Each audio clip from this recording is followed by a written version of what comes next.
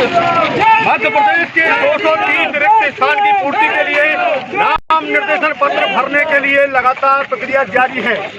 हम इस समय मौजूद हैं दमोह में।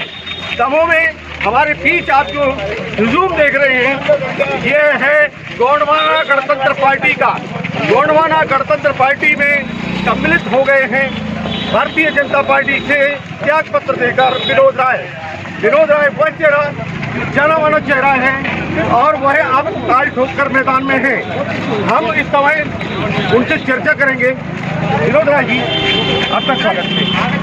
इस समय आपके साथ में हुजूम दिखलाई दे रहा है। भारतीय जनता पार्टी में आपने लंबे समय तक कार्य किया, लगातार आप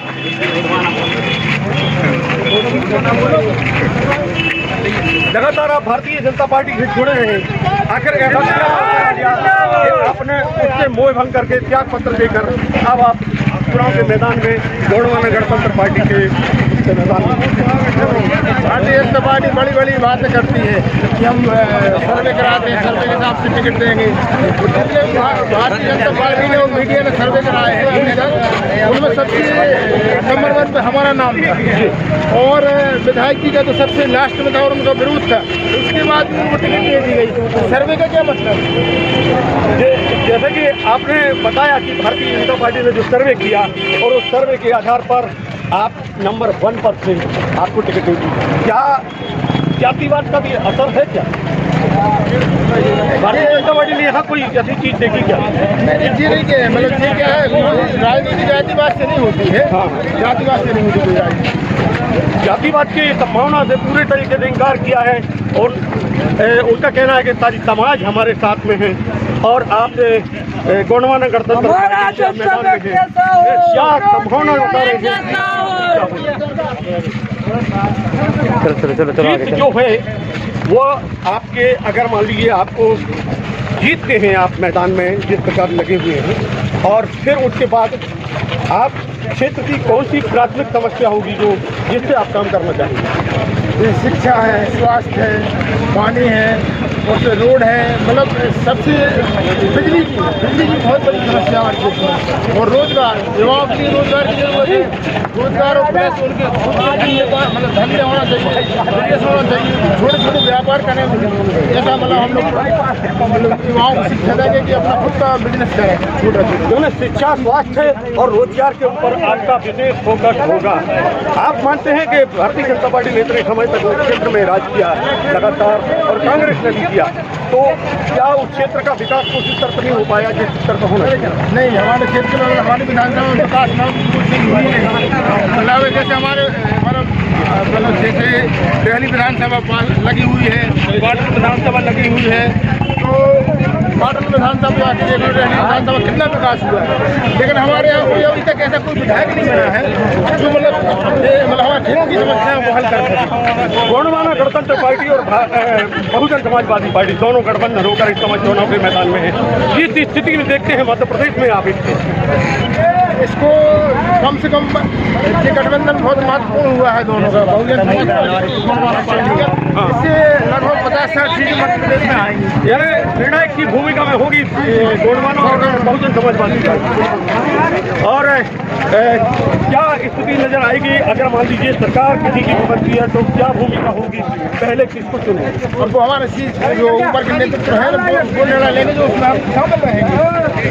आपने लगातार आपने विकास के कार्य अपने खुद के स्वयं के खर्चे से किए हैं।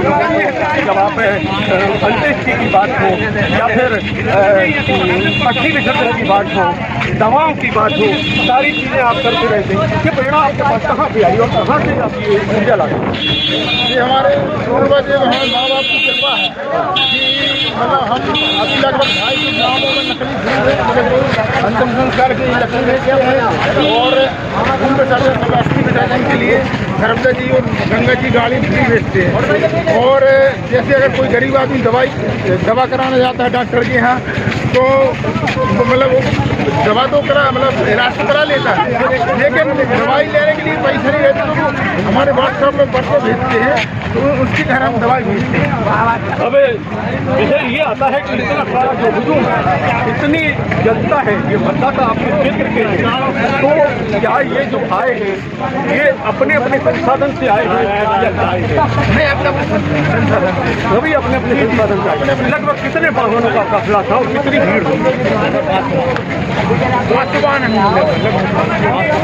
500 से अधिक वाहन और कुछ जगह भी लेकर आए। हम लेके नहीं आए, ये अपने खर्च बिल्कुल लेके आए। जैसा कि आप सुन रहे हैं, यहाँ दावा किया गया है कि हम लेकर नहीं आए हैं, लोग आए हैं।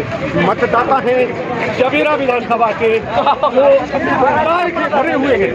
युवाओं की टीम यहाँ दिखाई दे रही है, लगातार आगे बढ़ रहे हैं हम, और इससे चर्चा कर रहे हैं विनोद राय जी से कि वह मैदान में है और आने वाले समय में एक निर्णायक की भूमिका में होंगे। क्या मानते हैं भारतीय जनता पार्टी और कांग्रेस किस स्थान पर पहुंचे परिणाम आपके अनुसार? हमारी विधानसभा में हाँ, इनका नंबर नहीं लगेगा, नंबर ही नहीं लगेगा। अच्छा, ये स्थिति है कि कम से कम 25 से 30 हजार तक के चुनाव में जीत का दावा कर रहे हैं विनोद राय। उनका कहना है कि भारतीय जनता पार्टी हो या कांग्रेस हो, ये सबके सब क्या मानते, जमानत जब्त भी हो सकती है। उनका कहना है कि जमानत भी जब्त हो सकती है। ये पूरे कार्यकर्ता लगातार उठाए कर रहे हैं, खड़े हुए हैं, और ये काफिला लगातार आगे बढ़ता जा रहा है। आगे और भी हम चर्चा करेंगे, देखेंगे और देखते हैं जो मतदान होगा उसके बाद आएगा।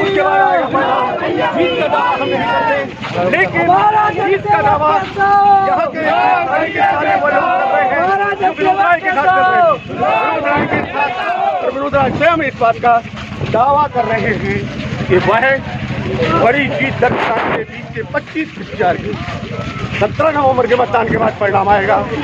परिणाम में क्या निकल कर आता है भविष्य की गर्त में छुपा है।